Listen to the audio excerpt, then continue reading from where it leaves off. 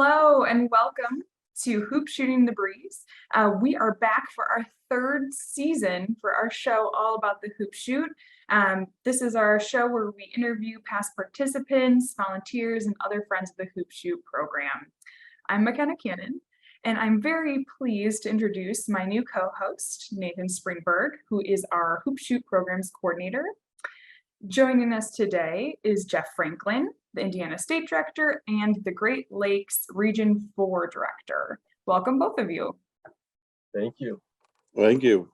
It's great to be on with you guys. Always look forward to watching the show each time, and it's real exciting to be on here, Nathan, with you on your first time. Yeah, no, I'm excited. This is my first one, so good first guess, I'd say. Well, thank you. I would say so. It's great to have you both here. And yeah, I'm just excited to have us back for the season. So I think we've got some questions for you, Jeff. Nathan, you want to kick it off? Yeah, so Jeff, you've been the Great Lakes Regional Director since 2019 and involved in the hoop shoot for many years. Could you share a little bit about how you got started in the program? Yeah, Nathan, I got started here at Linton Lodge number 866 back in 1999. That year, we actually had a young lady, Cassandra O'Neill, make it to the national finals, and she finished fourth. And the guys told me at that time maybe I should be like Michael Jordan and just hang it up with it and finish on top. But it got in my blood and just couldn't stop. Then in 2003, I got to be the West District Hoop Shoot Director, following my mentor Don Fosnaught as he went on to be the state chairman. Since 2015, I've been the state chairman here in the state of Indiana. And once again, Nikki and I got to follow Don and Carrie, which was pretty special, moving in, as you said, in 2019 into the regional round. Yeah, that's awesome. What is it about the program that kind of keeps you involved, or a couple of your favorite things about the program?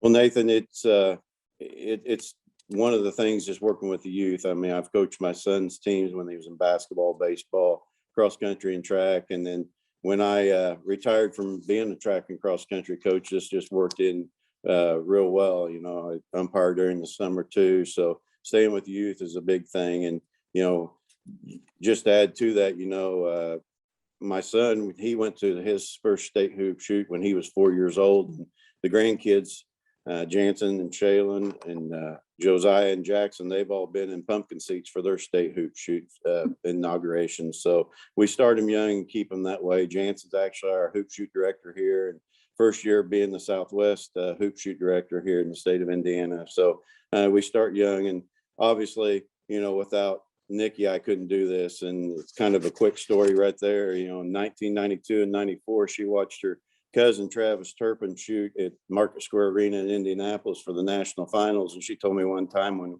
we were driving to the Michigan shoot, she goes, "I never thought that we would be doing the hoop shoot years later at the highest level." And that shows how a small world it is. Yeah.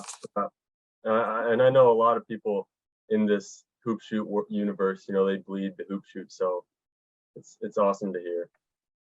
So cool. And I love hearing that, Nikki was experiencing the hoop shoot as a attendee. She was just watching her cousin compete. You guys have really kept it all in the family, right? It's been a family affair for a lot of years. That's awesome. I love hearing stuff like that. It's so cool. And thinking about all of that history, all of those years on the court, we've celebrated a big historical moment this last year. We had our 50th anniversary of the Hoop Shoot program and celebrated with a big golden anniversary celebration. And part of that was, going back in the archives and collecting and sharing memorable moments from the past 50 years. And Jeff, you took on a really remarkable history project of your own in Indiana. So could you tell us a little bit more about that? Yeah, actually, we didn't do a very good job here in the state of Indiana keeping all of our information. And so, a lot of people didn't even know that, Steve Alford in 1974 shot for Martinsville Lodge as an 8 and 9-year-old. And so as we got looking back into it, and it kind of from your show last year with Bart being on with you, all the history that he had from his dad, Getty, being the first, national hoop shoot director, I thought, hey, here in the state of Indiana, we better find this information. So we started to try to put the puzzle pieces together. And so I reached out. At that point, there was 106 shooters that had made it to the national finals. So I'd reached out to as many of them as I could, all 106. And I got back 95 of them had got back with me, which was pretty outstanding. And 47 of them actually filled out a questionnaire. Now we've went a lot of different ways to get them. Social media helped us out a bunch and everything, but we actually had some PERs and stuff from lodges that wasn't even still in existence help us out and find a lot of people. Sometimes they found obituaries and found a sister for me to get a hold of and stuff. I kind of was a hound dog and just stayed after it, because once I found one, I wanted to find all of them, which, I'm still getting information back, still getting questionnaires back to this day. And, at that point in time, my assistant, Jeff Mullendore, he was state president. So he helped me out a lot with the endeavor to try to get everything that we could. But it's been really cool to find all the memorabilia, the pictures. I sent some of that stuff to you guys. Some of the audio. We put together a video of the kids that came back and did a video for us. So it's been really cool to find that stuff. And some of the older pictures, I turned them over to some of our past hoop shoot state directors, and they couldn't believe how much younger they looked and some of the memories that came back to them. Oh my gosh. I just can't get over that you reach out to 106 and heard back from 95. That is, or like found 95 of that 106. That's incredible and such cool information, filling out the questionnaire, getting all those answers back and the pictures, and having also, just to say, having reliable contacts for people is such a hard thing, especially when you go back that many years. So that's incredible. While you were doing all of this collecting and going through all this history, were there any stories that you heard that particularly stuck out to you as being really incredible? Well, I really got three of them I'd like to pass on to you guys, which I could spend the rest of the time talking about all of them. But, back when you guys did the reveal show during the pandemic time, we got our 15th national champion from the state of Indiana, Kayla Stenham from Greenfield Lodge. And after the show was over with, she actually watched the reveal show at an AAU tournament with her teammates, and her dad texted me and sent me two older pictures, and I was trying to figure it out. And then he finally got with me that the first one was Stacy Shepard from Richmond Lodge. She was a 12 and 13-year-old champion back in 1985. And the next one he sent me was Lisa Shepard, national champion in 1993. Well, that kind of goes hand in hand, because Stacy is Kayla's aunt and Lisa is Kayla's mother. So out of our 15 national champions at that time, 3 of them had came from the same family tree. Along with that, a little bit more to that, our state president, Mike Jack, that year was from Greenfield Lodge, and Kayla represented that lodge. So, we're not sure if we could ever track down how many times that had happened. We think that's pretty rare here in the state of Indiana, that actually the state president would have a national hoop shoot champion from his lodge the year that he was state president. So that's story number one. Story number two goes to, we always talk about doing the Grittios, and, National Foundation has done the research into the hoop shoot, getting gritty kids. Well, Kelly Lane Krause, which I hope this year we can get her into the Hall of Fame with Don Fosnot also, but she represented Vincent's Lodge number 291, and she made it 4 times to the national finals. In 1975, she was the 9-year-old and she finished 5th. 77, she shot as an 11-year-old and finished 3rd on the podium.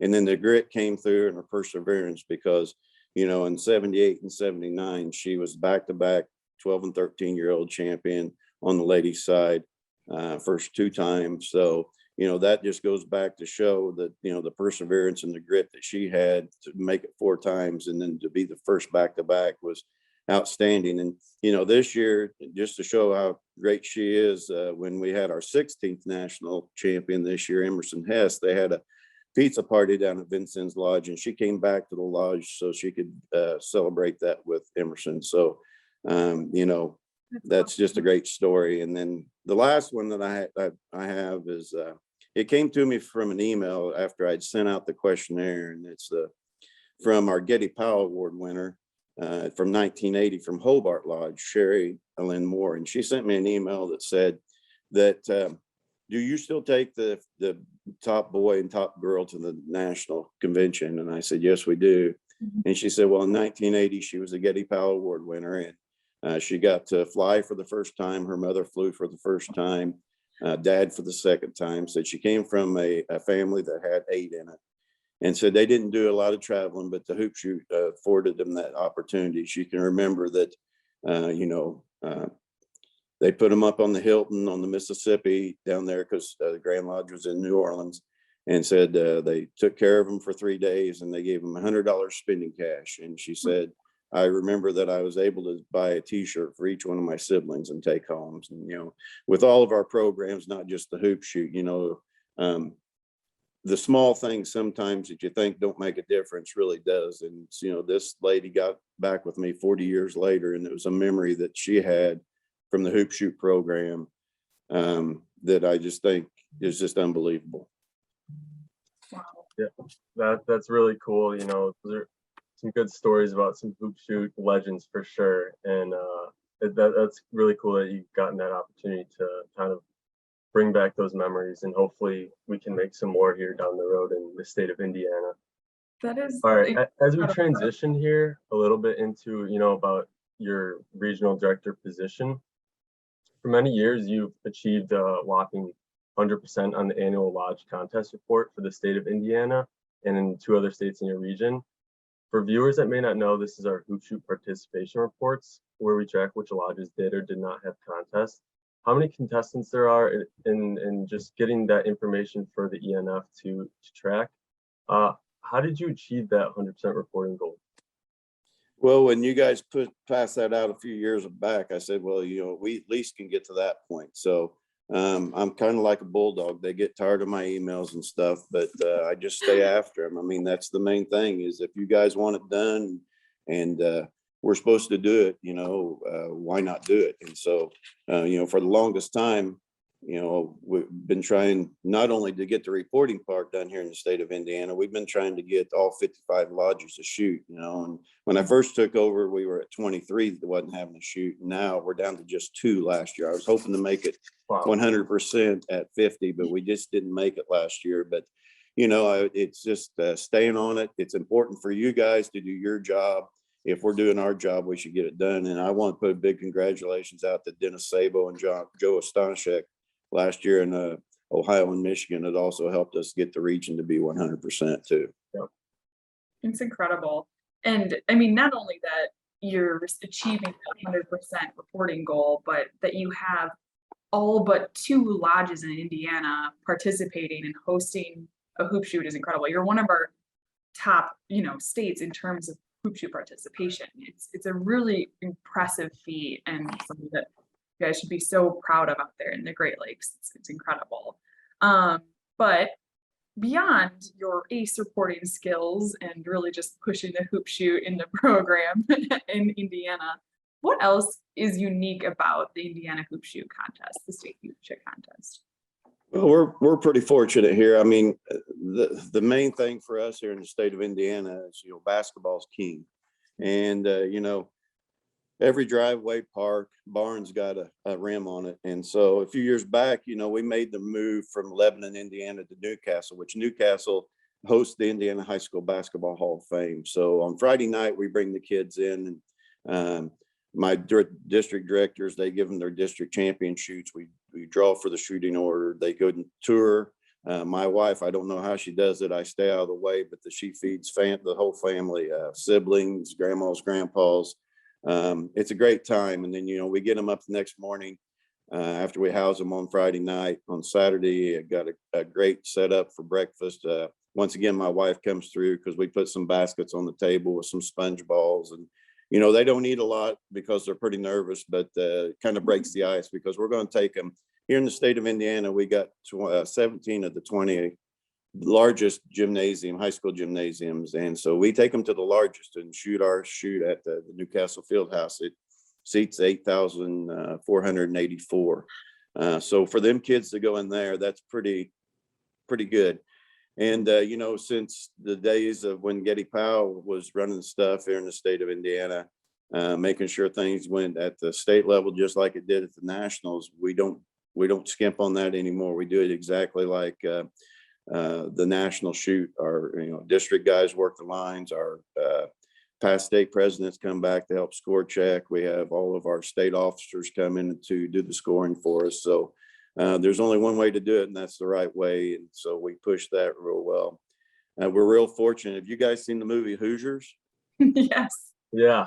Well, the Hoosier Gym is just 11 miles down the road, and we're fortunate enough to be able to have our banquet and hand out all of our hardware right there at the Hoosier Gym, and where the Hickory Huskers played their home games. So we try to make sure that the kids watch it before they come, because they get to go down in the locker room, and then they can show places that they were at on the court right there when they do. So it's really fortunate.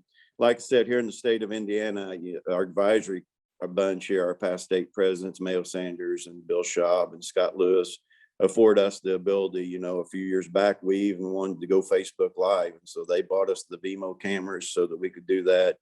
So grandmas and grandpas that was snowbirding in Texas and Arizona and Florida, they could watch. And now since then, they've asked us to also move so that they can watch the award ceremony at the Hoosier Gym. And so we do that also. And, we're not exactly sure where we take it to the next step, but we would like to find something that puts it up another notch. I'm not exactly sure what that is yet, but yeah. I mean, you're already way at the top. That's impressive. That's a state shoot I need to attend. Well, I was getting ready to say, Eric down in Florida, so I'd love to come up sometime. And I know Billy made the trip down, but yeah, you two need to make a trip down and see us. That's for sure. We'll definitely do it. It sounds incredible, and I've never been down that way. So gotta make the trip. Yeah, there we go. So, what would you suggest to any Elks thinking about starting their hoop shoot at their lodge, or restarting it? They haven't been involved the past few years. What would you say for those lodge hoop shoot directors? Yeah, I mean, first off, just get out there and try to get in the schools. That's the biggest thing. I mean, I'm fortunate here where I'm at. The schools put on the shoots for us to get our preliminaries, and it's not just your public schools, but also try to hit your private schools and your parochial schools, and just get your foot in the door someplace and get it started. And don't give up. I mean, that's the biggest thing. Is people say, well, I only had a few at the shoot. Well, my saying here in Indiana, I don't care if you have few or if you've got thousands of shooters, that next national champion might be sitting in a community that's not even getting a chance to shoot. Mm-hmm. And so give that kid an opportunity. Maybe they're one of them that can be that shooting star. That's awesome. Well said. It's very good advice for people trying to get their foot in the door. But I'm wondering if you have any words of wisdom or advice for the hoop shooters that are returning to the court this season. Well, I thought about that a little bit, and then I thought, what, I got a lot of information back from the people that I asked the questionnaire to. So I've never stood at the line at the national finals. I've got to work the line, handing them the ball, but I've never got to stand there. So I thought, well, I would go through some of those and look at it. And some of them that came to mind is, Travis Turpin said, you got to practice at your trait. It's hand-eye coordination, it's muscle memory. So you got to practice at your trait. The whole thing of practice. Kelly Lane came back and she said that her dad instilled in her that believing is seeing, not seeing is believing. And that is, he tried to make sure that she saw the ball go through the rim before it left her hand, before it started. Another one came back and said, Jeannie Flora came back and said, when you get ready to shoot, you can't worry about any that you miss. You can only take care of the one that's in front of you. And then the last one that I looked up that was pretty good on the videos that came back to me off the questionnaire was Will Hurt came back, Ertl came back and said, you can only take care of what you can take care of, which is you, the ball, and the rim, and hopefully the net. So, those are the ones, and those didn't come from me, but I got them off of the things that the kids had sent to me over the years. So, holy cow! I mean, it's coming from the best of the best, so that's great advice. Yeah. You can't do much better than that. Oh wow! Correct. Yeah. I think we have time for one more question. Nathan, do you want to? Yeah, I had one in mind. I wanted to, I know the Elks are very involved in the community, and I'm assuming you guys are out there in Indiana as well. How has the Hoop Shoot program brought together your community? Well, in our community, you know, it's kind of really cool because, like I said, our county schools do it, and it's really impressive that when you know, a kid makes it, they usually have a pep rally. You know, I know at one time when Mason Arthur made it a few years back when we shot in Loyola, before he left, he got a special guest that came and helped rebound for him at a pep session, and that was Romeo Langford. And this year, when Emerson Hess came back as our 16th, you know, national champion, they had a pep rally outside the school for her when she got back to Vincennes. And so I think I sent some of that video to you guys at that point in time. But it's really that, you know, our communities, just like ENF does, they treat them like rock stars, and really they are. I mean, the first time I went to Springfield, watching them come down the steps was just an amazing feat. And then what we was able to do at Wintrust Arena this last year and go above and beyond to make it even better than ever. I'm not sure what the next 50 years holds for the Hoop Shoot, but I'll tell you what, I'm looking forward to it. Yeah, so I'm excited as well. I mean, I couldn't have had a better first go at Wintrust. No, you started at the top, didn't you, Nathan? High expectations. There you go. Well, the good news is that we will be back at Wintrust for the 2023 national finals. So it's good because we're just going to coast right on that high that we've set. We've set the precedent. We're going to stick right with it. This has been incredible, Jeff. Thank you so much for joining us today. It's been wonderful. We'll be back next month for another exciting interview. But before we go, the service scorecard season starts right now. If you don't know, it's a virtual engagement opportunity for anyone, kids of all ages, 0 and up. And anyone can take part, and it combines service, Elks spirit of volunteerism, and fun. Participants have the chance to win a $100 donation to the charity of their choice, as well as some very cool Hoop Shoot swag. So Nathan, do you care to do the honors and share this month's theme? Yeah, so we have updated the scorecard a little bit. It's going to be a little different this year, but the October theme is off the court, with service projects based on being active, sports in your community. You can visit enf.elks.org/servicefc to participate. Thank you both again. And Jeff, thank you so much. It's been such a pleasure. Thanks, guys. It's been an honor to be with you. It really has. Oh, awesome. So for all of you viewers out there, be sure to subscribe to our channel for more fantastic ENF content. And if you like the show, leave a thumbs up on this video or a comment down in the comment section. Until next time, best wishes. Best wishes.